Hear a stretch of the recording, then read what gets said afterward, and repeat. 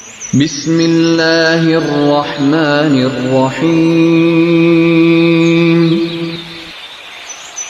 وَلَقَدْ يَسَّرْنَا الْقُرْآنَ لِلذِّكْرِ فَهَلْ مِن مُّدَّكِرٍ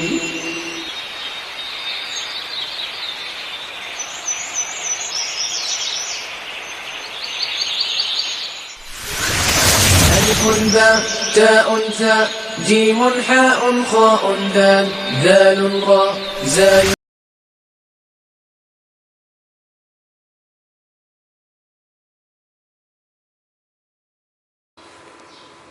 تصویر بنانا اس وقت اس دور حاضر کے اندر جو تصویر بنائی جاتی ہے کیمرے کے ساتھ یا ویڈیو کے ساتھ، کیمرے کے ساتھ تصویر بنائیں گے اور اس کا عکس نکل کے ہارڈ میں آ جائے.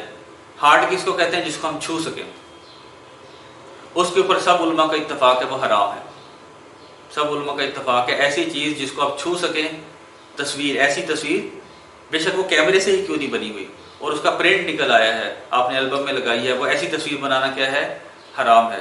لیکن ایک ایسی تصویر ہے جو کیمرے کے اندر محفوظ ہے، اس کو بھی کسی حد تک حرام وہ سمجھتے ہیں، لیکن ایسے مقاصد کے لیے جیسے کہ اس وقت ہم کر رہے ہیں کہ دین کی اشاعت کے لیے، کہ باطل جو ہے پوری طرح میڈیا کے اوپر چھایا ہوا ہے اور اس کو مقابلہ کرنے کے لیے اس قرآن اور سنت کی جو ہے وہ اشاعت کے لیے اس کا سہارا اگر لیا جائے تو اس کی کسی حد تک گنجائش ہے، لیکن اس کو عادت نہ بنا لیا جائے کہ قرآن اور سنت کی اشاعت کے علاوہ بھی آپ ویڈیوز بنانی شروع کر دیں، وہ حرام ہے. اس کی انہوں نے گنجائش اتنی دی ہے. تصویر بنانے کے ساتھ ساتھ ہمارا جو موضوع ہے، ہمارا جو ٹی وی اور ہمارا جو معاشرہ، ٹی وی پر کیا ہوتا ہے؟ بے پردگی ہم دیکھتے ہیں، موسیقی ہم سنتے ہیں، گانا بجانا ہم سنتے ہیں. بے پردگی ہر مسلمان مرد اور عورت پر پردہ کرنا ضروری ہے. سورۃ النور کے اندر پورا ایک رکوع ہے پردے کے موضوع کے اوپر، اور پردے کے اندر یہ بتایا گیا ہے ستر ایک علیحدہ چیز ہے، پردہ کرنا ایک علیحدہ چیز ہے. ستر وہ چیز ہوتی ہے، پہلے بھی ہم نے ڈسکس کیا، جب نماز پڑھتے ہیں تو ستر کا ڈھکا ہونا ضروری ہے، پردے کا ہونا ضروری نہیں ہے، ستر کا ڈھکا ہونا ضروری ہے. اور ستر جسم کا وہ حصہ ہوتا ہے جو آپ اپنے بہن بھائی، ماں باپ، بیٹا بیٹی کو بھی نہیں دکھا سکتے. آدمی یعنی مرد کا ستر ناف سے لے کے گھٹنوں کے نیچے تک، یہ ستر مرد کے لیے ہے. عورت کا ستر چہرہ، ہاتھ اور پاؤں کو چھوڑ کر باقی سارا جسم ستر ہے، کہ ہر وقت ڈھانپنے کی چیز ہے، کہ اپنے بھائی بہن، ماں باپ، بیٹا بیٹی جو کلوز جو ہے چچا یا ماموں، خالہ، پھوپھی، ان کو بھی نہیں دکھا سکتے. عورت کو بھی نہیں دکھا سکتی. اسے ستر کہتے ہیں. ستر سے اوپر کی ایک چیز ہوتی ہے پردہ. قرآن مجید کہتا ہے وَلَا يُبْدِينَ زِينَتَهُنَّ، اور زینتوں کا اظہار مت کرو، زینتوں کا اظہار مت کرو. ایک عالم نے بڑا اچھا جو ہے ایک واقعہ بیان کیا کہ وہ ان کا ایک بیان ہو رہا تھا پردے کے موضوع کے اوپر قذافی اسٹیڈیم لاہور کے اندر، اور پردے کے موضوع پر کہتے ہیں میں نے 2-3 گھنٹے جو ہے وہ تقریر کی، اور تقریر کے بعد پھر سوال و جواب کا سیشن ہوا تو ایک لیڈیز کی پرچی آ گئی کہ جی آپ بار بار اس میں چہرے کے پردے کا ذکر کر رہے ہیں، تو چہرے کے پردے کا ذکر تو قرآن مجید میں نہیں ہے، تو آپ کیوں بار بار چہرے کے پردے کا کہہ رہے ہیں؟ تو انہوں نے پھر یہی آیت پڑھی سورۃ النور میں کہ اس میں تو یہ کہا گیا نا کہ اپنی زینتوں کا اظہار مت کرو. تو آپ اپنے دل سے پوچھیں چہرہ زینت میں آتا ہے کہ نہیں آتا؟ اگر چہرہ زینت میں آتا تو پھر پردہ کریں. قرآن کہتا ہے چہرہ ہی تو زینت ہے، اسی سے تو پہچان ہوتی ہے. اور حضور علیہ السلام کے دور میں گھونگھٹ لیا جاتا تھا، اسے کہتے تھے جلباب. جب امہات المومنین اول تو گھر سے نکلتی نہیں تھی، اگر قضائے حاجت کے لیے جانا ہے اس وقت، یا جو ہے وہ دین میں اگر عمرہ وغیرہ طواف کرنا ہے، تو حضرت عائشہ رضی اللہ عنہ کی حدیث کا مفہوم ہے کہ ہم طواف کر رہی ہوتی تھی، اور طواف میں منہ کو ننگا رکھنا ہوتا ہے، عورت کے لیے بھی ہے منہ کو ننگا رکھنا ہوتا ہے. تو جب کوئی غیر مرد آگے آ جاتا تھا تو پھر ہم جلباب کر لیتی تھی. جلباب کا مطلب ہوتا ہے کہ ایسا پردہ کرنا جو چہرے پہ ٹچ نہ کرے، آگے کو گھونگھٹ کی طرف، اور جب وہ نکل جاتے تھے پھر اوپر کر لیتی تھی. تو ابھی بھی خواتین کے لیے حکم یہی ہے کہ عمرہ حج کرنے جب وہ جائیں تو طواف کے دوران میں وہ آج کل ایک پی کیپ آ گئی ہے، پی کیپ پہنی جاتی ہے، اس کے اوپر آگے پھر پردہ ہوتا ہے تاکہ چہرے کے اوپر وہ ٹچ نہ کرے، چہرے کو ننگا رکھنا ہے. لیکن چہرے کو ننگا بھی رکھیں اور ساتھ میں پردہ بھی ہو جائے، دونوں چیزیں حاصل کرنے کے لیے وہ ایک ایسا ڈیزائن جو ہے وہ بنایا گیا۔ پرانے دور میں کیونکہ بہت لوگ کم ہوتے تھے، سلیکٹڈ لوگ ہوتے، تو اس وقت ٹائم کے ٹائم نیچے کر لیں پھر اوپر کر لیں، ویسا پاسبل تھا، اب تو ظاہر پاسبل نہیں ہے۔ ہم یہ دیکھتے ہیں بے پردگی کا عالم جو ہے وہ یہ ہے، اور یہ دور ہے کہ ہم گناہ کرتے ہیں اور گناہ کو گناہ ہی نہیں سمجھ رہے، ہم اس کا نام تبدیل کر دیتے ہیں۔ ہم رشوت نہیں دے رہے، ہم تو تحفہ دے رہے ہیں۔ ہم جب ٹی وی کے اندر بے حیائی دیکھتے ہیں تو ہم بے حیائی نہیں دیکھ رہے، ہم تو تفریح کر رہے ہیں، ہم اس کا نام بدل کے اپنے آپ کو تسلی دینے کی کوشش کرتے ہیں۔ اس کی ایگزامپل سمجھنے کے لیے جو ٹی وی کے اندر جو کچھ ہو رہا ہے اس کی ایگزامپل سمجھنے کے لیے ہم بہت ایک سادہ سی مثال جو ہے وہ لیتے ہیں۔ سب سے پہلے ہم یہ دیکھتے ہیں کہ کوئی بھی ٹی وی ڈرامہ چل رہا ہے، اس کے اندر فرض کریں بے حیائی کے سین نہیں ہیں، لیکن اگر ہم اپنے آپ سے سوال یہ پوچھیں کہ اس کے اندر جو ایکٹر اور ایکٹریسز، اداکار اور اداکارائیں جو آپس میں کام کریں، ان کا آپس میں رشتہ کیا ہے؟ مرد جو ہے وہ لاہور کا ہے، عورت فرض کریں کراچی کی ہے، ان کا آپس میں کوئی رشتہ نہیں، وہ اجنبی ہیں، وہ غیر محرم ہیں۔ نہ صرف یہ کہ غیر محرم ہیں بلکہ وہ آپس میں میاں بیوی کا رول بھی اپنا رہے ہیں۔ اگلے ڈرامے میں وہ بہن بھائی بن جاتے ہیں، اگلے ڈرامے میں مرد جو ہے وہ سفید داڑھی لگا لیتا ہے، وہ عورت جو ہے اسی کی عمر کی عورت اس کی بیٹی بن جاتی ہے، اور وہ اسی طرح سارا بیہیو کر رہے ہوتے ہیں۔ یہی چیز اگر ہمارے ہمسائے میں ہو تو ہم کہیں گے یہ تو بے حیائی، ان کو یہاں سے محلے سے نکالو، یہ تو بے حیائی پھیلا رہے ہیں۔ ہمیں پتہ ہے کہ منہ بولا بھائی بھائی نہیں ہوتا۔ اگر ہمارے برابر میں ایک بیوہ عورت فرض کریں رہ رہی ہے اور ایک بندے کا وہاں آنا جانا ہے اور وہ یہ کہے کہ میری منہ بولی بہن ہے، تو کوئی بھی برداشت نہیں کرے گا، تو کہے بے حیائی ہے۔ یہی چیز ہم ٹی وی پہ برداشت کر رہے ہوتے ہیں، جبکہ یہ بھی کھلی بے حیائی ہے۔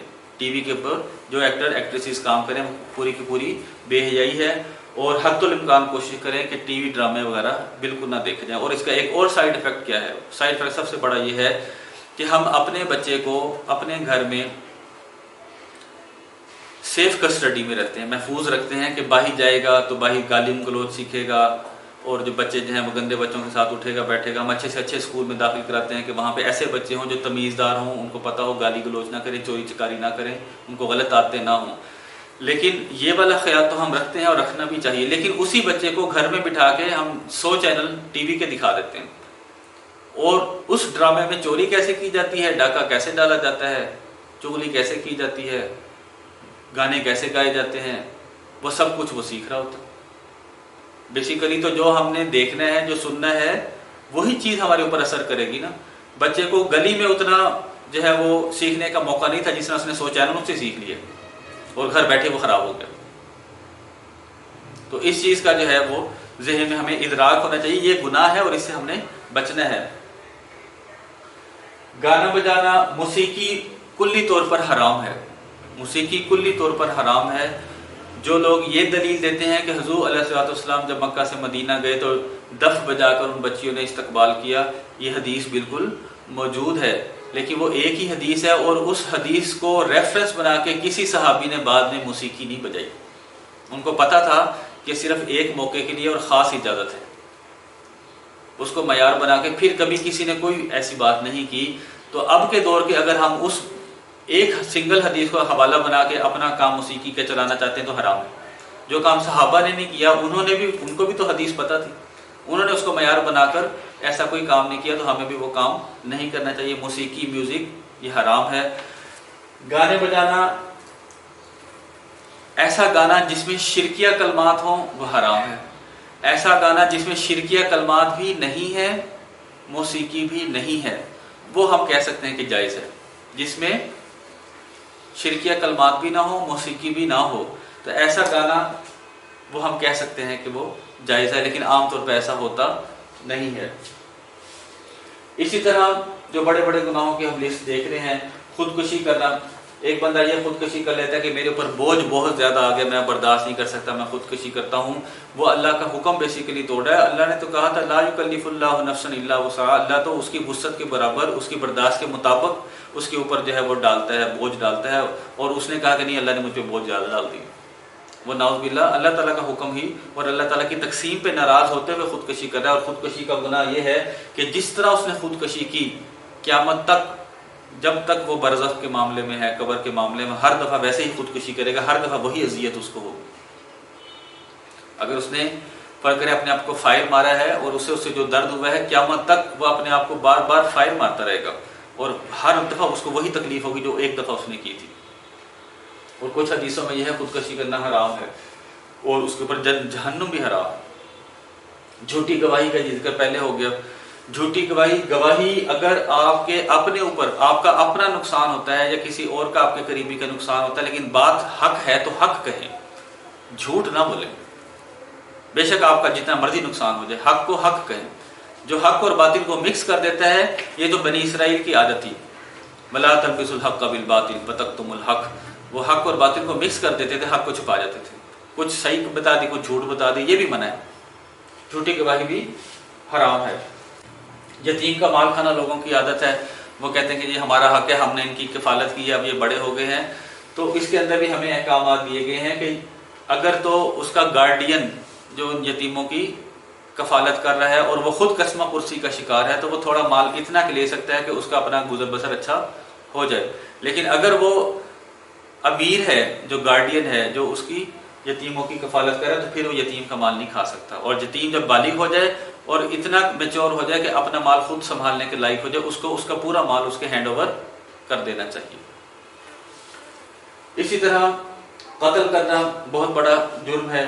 جادو کرنا یا کروانا یہ بھی بہت بڑا جرم ہے. جادو کرنا یا کروانا یہ بہت بڑا جرم ہے. اور یہ جادو جو ہے کچھ لوگ اس کے قائل نہیں ہوتے کہ جی جادو وادو کوئی چیز نہیں ہے. اس کے ذمہ میں ہمیں معلوم ہونا چاہیے کہ شروع سے چلتا آ رہا ہے. قرآن مجید میں موسیٰ علیہ السلام کا مقابلہ کن سے ہوا تھا؟ جادوگروں سے ہوا تھا. مشہور واقعہ ہے, جادوگروں سے ہوا تھا. اور سلیمان علیہ السلام کے دور میں جو ہے وہ جادوگروں کا باقاعدہ ذکر ہے. وما کفر سلیمان ولکن الشیاطین کفروا, کہ انہوں شیاطین کافر کرتے تھے اور وہ پھر 2 فرشتے باقاعدہ اتارے گئے. ہاروت اور ماروت ان کا نام تھا. وہ آ کر جادو سکھاتے تھے. اللہ تعالیٰ کی طرف سے آزمائش تھی اور لوگوں کو کہتے تھے کہ تم جادو نہ سیکھو, اگر جادو سیکھو گے تمہارا نقصان ہے, آخرت میں کوئی حصہ نہیں, اور اگر سیکھو گے تو ہمارے ذمہ اللہ نے لگا دے کہ اس کو سکھا دے. اور لوگ جو ہے وہ دھڑا دھڑ سیکھتے تھے. یہ پورا رکوع جو ہے وہ تیسرے پاؤں کے اندر الف لام میم کے پہلے پاؤں کے اندر ہے. تو جادو جو ہے وہ برحق ہے اور جادو کا علاج بھی برحق ہے. خود حضور علیہ السلام کے اوپر جادو جو ہے وہ ہو گیا اور 2 عورتوں نے کیا. اور جب آپ سیاق و سباق پڑھیں سورہ فلق اور سورۃ الناس کا تو اس کے اندر پورا ذکر ہے, پورے واقعے کا ذکر ہے کیسے ان لوگوں نے کیا اور پھر اس کی تلافی کے طور پر کیسے سورہ فلق اور سورۃ الناس نازل ہوئی. اور یہ عمل اب بھی چل رہا ہے. اب بھی کچھ لوگ ایسے ہیں جو روحانی طور پر اس جادو کا قرآنی آیات کے ذریعے سے اس کا جو ہے وہ توڑ کرتے ہیں. زنا حرام ہے, شراب پینا حرام ہے. یہاں پہ جو نئی چیز ہے وہ سیکھنے کہ ایسی چیز جس کی زیادہ مقدار آپ کے حواس باختہ کر دے, آپ کے حواس کھو دے, اس کی کم مقدار بھی حرام ہے. یہ شریعت کا رول ہے. ایک بندہ یہ کہ میں اتنی پیتا ہوں کہ میرے حواس قائم رہتے ہیں. ایک بندہ اگر یہ کہے کہ میں شراب اتنی پیتا ہوں کہ میرے حواس قائم رہتے ہیں, حرام تو اس لیے ہے کہ بندہ حواس باختہ ہو جاتا ہے, اس کے حواس کو ہوش نہیں رہتا. تو شریعت یہ کہتی ہے کہ جس چیز کی زیادہ مقدار آپ کے حواس کھو دے اس کی کم مقدار بھی حرام. رشوت ناجائز کام کے لیے دے رہے ہیں تو ٹوٹل حرام ہے. آپ کا جائز کام پھنسا ہوا ہے اور وہ نہیں ہو رہا, اگلا بندہ اڑ گیا ہے کہ جی دیں گے تو پھر کام ہوگا, اور کوئی صورت ایسی نہیں ہے تو پھر اس کو برا سمجھتے ہوئے دے سکتے ہیں کہ اگر میں نے نہ دی تو میرا کام اڑ جائے گا. ہے بھی جائز کام, آپ کا حق بھی ہے, لیکن وہ اگلا بندہ جو ہے وہ فاسق فاجر اس بات پہ اڑ گیا ہے کہ نہیں دیں گے تو اور کسی طریقے سے جائز طریقے سے کام نہیں ہو رہا, تو حرام سمجھتے ہوئے علماء نے اس چیز کی گنجائش دی ہے کہ رشوت اس کو دے سکتے ہیں تاکہ آپ کا جائز کام ہو جائے. ناجائز کام کرانا چاہتے ہیں اور پھر رشوت دیتے ہیں تو وہ حرام ہے. حدیث کہتی ہے کہ رشوت دینے والا بھی رشوت لینے والا بھی دونوں جہنمی ہیں. لیکن اس کی جزیات کیا ہے؟ جزیات کنڈیشن ڈیپینڈ کرتی ہے کہ صورتحال کیا ہے, کس صورتحال میں آپ کیا عمل کر رہے ہیں. تو یہ ہمارے الحمدللہ جو بڑے بڑے گناہ تھے جو ہمارے ذہن میں آ سکتے ہیں یا ہمارے ماحول میں ہو رہے ہیں, ان کو ہم نے تھوڑی تھوڑی روشنی ڈالی. اور ضرورت جو ہے وہ اس چیز کی ہمیں پتہ ہو کہ یہ گناہ ہے, اور یہ بھی پتہ ہو کہ یہ گناہ جو ہے اسے ایسے ایسے ہم نے بچنا ہے. گناہ کا بھی پتہ ہونا چاہیے یہ گناہ ہے, اور اس سے پھر ہمیں بچنے کا بھی طریقہ پتہ ہو کہ ہم نے اس سے کیسے بچنا ہے. اور اللہ تعالیٰ کی ذات اتنی رحیم ہے کہ اگر یہ والے گناہ ہم سے خدا نخواستہ ہو بھی گئے ہیں تو آپ نے توبہ کر لی, سارے گناہ معاف ہو گئے. آپ نے توبہ کر لی، اگر ان میں سے فرض کریں کوئی گناہ ہے یا پیچھے جو ہم ڈسکس کریں ان میں سے کوئی گناہ ہے، توبہ کر لی تو سارے گناہ معاف ہو گئے سوائے حقوق العباد کے، سوائے حقوق العباد کے۔ اگر آپ نے یتیم کا مال کھایا ہے یا کسی کی زمین ہتھیا لی ہے، زمین اس کی تھی آپ نے دھوکہ دے کے اپنے نام پہ کروا لی، یا اس نے پیسے آپ کو قرض کے طور پر دیے تھے، آپ بعد میں مکر گئے جی آپ نے مجھے کوئی پیسے نہیں دیے، آپ خیانت کر گئے، تو اگر آپ نے لوگوں کا حق کھایا ہے وہ معاف، استغفر اللہ کرنے سے معافی نہیں ہوگی جب تک کہ اس کا حق اس کو نہ دے دیا جائے واپس۔ اور اگر ایسی صورت نہیں ہے کہ وہ بندہ فوت ہو گیا ہے یا وہ کسی اور وطن میں چلا گیا، آپ کو اس کا نہیں معلوم، تو اس کی طرف سے وہ چیز صدقہ کر دی جائے، اتنا مال اس کی طرف سے صدقہ کر دیا جائے کہ اللہ تعالیٰ ثواب اس کو پہنچائے۔ اور اگر ایسا نہیں ہے کہ آپ کے پاس وہ پیسہ بھی نہیں رہا، آپ خود کنگال ہو گئے دوسرے کا مال کھا کر، تو پھر علماء کہتے ہیں، اور وہ بندہ فوت ہو گیا جس کا آپ نے حق دینا تھا، تو پھر علماء نے اس کا حل یہ بتایا کہ پھر آپ استغفار کریں اس مرنے والے کے لیے جس کا آپ نے حق کھایا تھا، اور اتنی استغفار کریں کہ آپ کو اس چیز کا یقین ہو جائے کہ اللہ تعالیٰ نے اس کو معاف کر دیا ہوگا میرے استغفار کرنے سے۔ تو یہ بھی اس کا ایک قسم کا حقوق العباد ہو گیا۔ اللہ سے امید ہے کہ کل قیامت کے دن آپ کی پکڑ نہیں ہوگی۔ اللہ تعالیٰ میں عمل کی توفیق عطا فرمائے۔ ابھی سورۃ البقرہ کا ترجمہ 2-3 آیات کا ہم دیکھتے ہیں۔ سورۃ البقرہ کا الحمدللہ ہمارا ترجمہ چل رہا ہے، نصاب کے اندر ہمارا ایک پاؤ کا جو ہے وہ ترجمہ شامل ہے، اور انشاءاللہ اللہ تعالیٰ نے توفیق دی تو ہمارے پلان میں شامل ہے کہ پورے قرآن پاک کا ترجمہ انشاءاللہ یہ والے سارے لیکچر یوٹیوب پہ ڈالیں گے، اور ہر روز 3-3 4-4 آیات گرامر کے لحاظ سے اس کے اندر اپلوڈ کرتے چلے جائیں گے تاکہ ہم پورے قرآن پاک کا ترجمہ اس طرح سیکھ سکیں انشاءاللہ۔ تو 26 آیت تک ہمارا ترجمہ ہو گیا تھا۔ ہماری کوشش یہ ہے کہ لفظ بلفظ گرامر کے لحاظ سے دیکھیں کہ یہ ماضی ہے کہ مضارع ہے، بات اس کی ہو رہی ہے، میری ہے کہ آپ کی ہے، اس طریقے سے ہم سیکھ رہے ہیں۔ اور زیادہ ڈیٹیل اب کیوں نہیں بتائی جا رہی، کیونکہ پہلے ہم ڈیٹیل پڑھ چکے ہیں، وہی باتیں بار بار دہرائی جا رہی ہیں۔ یہاں سے اعوذ باللہ من الشیطان الرجیم بسم اللہ الرحمن الرحیم الذین، آپ دیکھیں شروع سے بات ہو رہی ہے کہ بار بار ریپیٹیشن ہوگی، الذین یہاں پہ آ گیا، الذین یہاں پہ آ گیا، الذین پھر یہاں پہ آ گیا، اور بار بار جو چیز آ جائے ہمیں ویسے ہی یاد ہو جاتی ہے۔ الذی وہ ایک جو، اللذانی وہ دونوں جو، الذین وہ سب جو، الذین وہ سب جو، ینقضون، نقض ینقض کا مطلب توڑ دینا، ہم پڑھتے ہیں نواقض وضو، وضو کو توڑ دینے والی چیزیں، نواقض روزہ، روزے کو توڑ دینے والی، نقض ینقض توڑ دینا، نقض اس نے توڑ دیا، ینقض وہ توڑ دیتا ہے، ینقضان وہ دونوں توڑ دیتے ہیں، ینقضون وہ سب توڑ دیتے ہیں، الذین ینقضون وہ سب لوگ جو توڑ دیتے ہیں عہد اللہ، اللہ کے عہد کو توڑ دیتے ہیں۔ وہ لوگ کون ہیں؟ فاسق ہیں۔ فاسق لوگوں کی تعریف اللہ تعالیٰ بتا رہے ہیں کہ فاسق کون ہوتا ہے؟ جو توڑ دیتے ہیں اللہ کے عہد کو، اللہ کے وعدے کو، من بعد اس کے میثاقی، اس کو پکا کرنے، میثاق کا مطلب پکا کرنا، استوار کرنا، قائم کرنا، ہی سے مراد کیا ہے؟ وعدہ، وعدے کو استوار کرنے کے بعد اس کو توڑ دیتے ہیں۔ اور یہاں پر دیکھیں اتنی پوری آیت کا ایک حصہ ہے، اور اس کے اندر اتنی فصاحت اور بلاغت ہے کہ ہم نے جب کلمہ پڑھ لیا، اللہ تعالیٰ کی وحدانیت کا اقرار کر لیا، حضور علیہ الصلوۃ والسلام کے آخری نبی، آخری رسول، سردار الانبیاء حضور علیہ السلام کا ہونے کا اقرار کر لیا، اس کے بعد ہم اس چیز کے پابند ہو گئے کہ اللہ اور اس کے رسول ہمیں جو جو کہتے جائیں گے ہم مانیں گے، جس جس نیک کام کا کہیں گے وہ کریں گے، جس جس برائی سے ہمیں روکیں گے اس سے رکیں گے، اور اگر وہ ایسا نہیں کرتا تو وہ اللہ کا عہد توڑ رہا ہے، وہ فاسق ہے۔ جو زیادہ توڑے گا وہ زیادہ فاسق ہے، جو کم توڑے گا وہ کم فاسق ہے۔ وَيَقْطَعُونَ، اور پھر ان بڑے بڑے گناہوں میں ہم نے جو پچھلے لیکچر میں آپ کو یاد ہوگا نوٹ کیا تھا، قطع تعلق کر دینا۔ سب سے بڑا گناہ کیا ہے؟ شرک۔ اس کے بعد گناہ کیا ہے؟ حقوق العباد کی بات ہو رہی ہے، والدین کی نافرمانی۔ اس کے بعد ہے قطع تعلق کر دینا، اور یہاں پہ خاص طور پہ قطع تعلق کی ہی بات کی۔ وَيَقْطَعُونَ، وہ قطع کر دیتے ہیں، کاٹ ڈالتے ہیں۔ قطع یقطع کا مطلب کاٹ ڈالنا، قطع تعلق کر دینا۔ وَيَقْطَعُونَ، وہ کاٹ ڈالتے ہیں، ما امر اللہ، جو اللہ نے حکم دیا۔ امر یامر کا مطلب حکم دینا، جو اللہ نے حکم دیا، بھی اس ایک کے ساتھ، ان کے یوصلا، اسے جوڑا جائے۔ یوصلا یفعلو، یہ مجہول ہے، پیسے وائز ہے، اصل میں واصلہ یصلو تھا، واصلہ یصلو، واصلہ یصلو کا مطلب جوڑنا، واصلہ اس نے جوڑا، یصلو وہ جوڑتا ہے۔ جیسے ہم کہتے ہیں نا جہنم واصل ہو گیا، واصل جوڑنے والا، موصول جس کو جوڑا جائے۔ وصل یوصل، یوصل جو ہے وہ کیا ہے؟ مجہول ہے۔ ان کہنے کی وجہ سے یہاں پر زبر پڑ گئی ہے.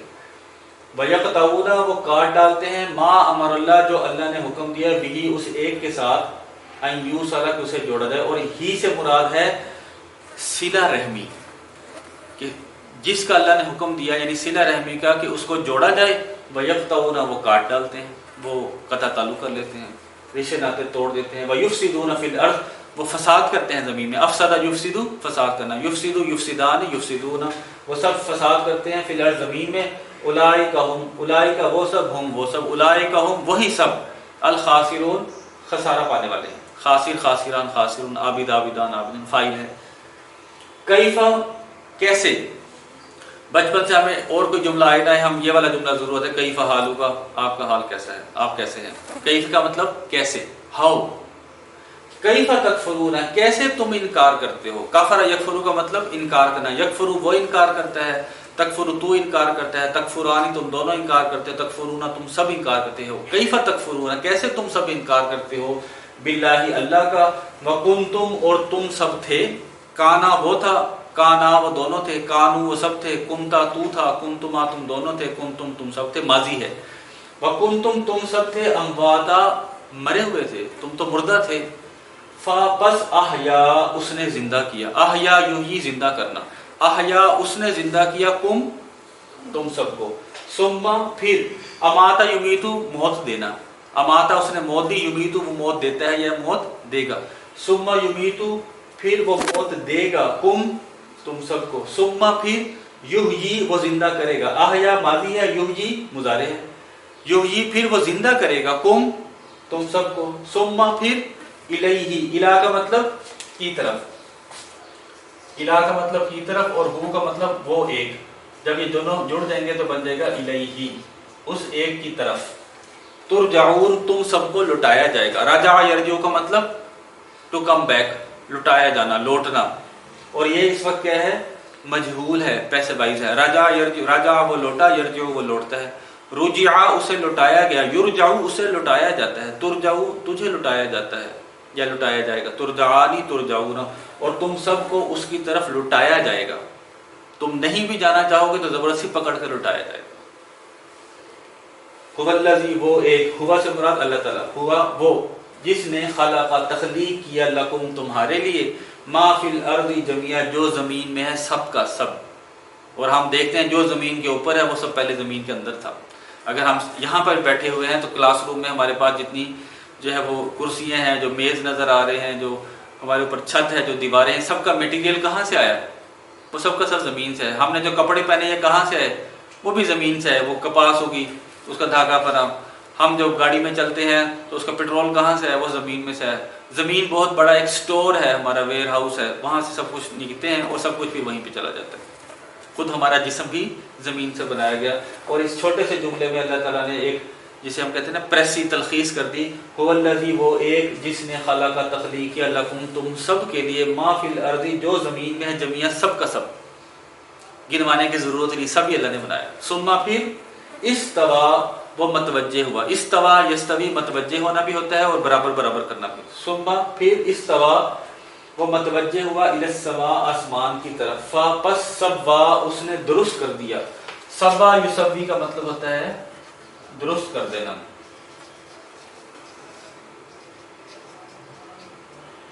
سوا اس نے درست کر دیا, ہننا ان سب آسمانوں کو, آسمان مؤنث ہے, ہا ہما ہننا, پس اس نے درست کر دیا ہننا ان سب آسمانوں کو, سبع سماوات سات آسمان. تو اس آیت سے ہم استدلال کر سکتے ہیں کہ زمین پہلے بنی, سات آسمان بعد میں بنے ترتیب کے لحاظ سے. اللہ نے خود بتایا وَهُوَ اور وہ بِكُلِّ تمام چیزوں کا, شَيْءٍ عَلِيمٌ تمام چیزوں کا جاننے والا ہے. یہ الحمدللہ ہماری 29 آیات 3 رکوع ہو گئے ہیں اور صرف 2 رکوع بچ گئے. پھر انشاءاللہ ہمارا یہ قرآن عربی کورس کا سلیبس مکمل ہو جائے گا. اور اس کے بعد جیسے ابھی ذکر کیا گیا پھر ہر 2-3 آیات جو ہیں وہ انشاءاللہ ہم پھر وہ واٹس ایپ میں نہیں آئیں گے, پھر وہ یوٹیوب پہ انشاءاللہ ہم اس کو اپلوڈ کرتے چلے جائیں گے. اللہ تعالیٰ ہماری اس محنت کو قبول فرمائے. اللہم انا نستعینک و نستغفرک و نتوب الیک.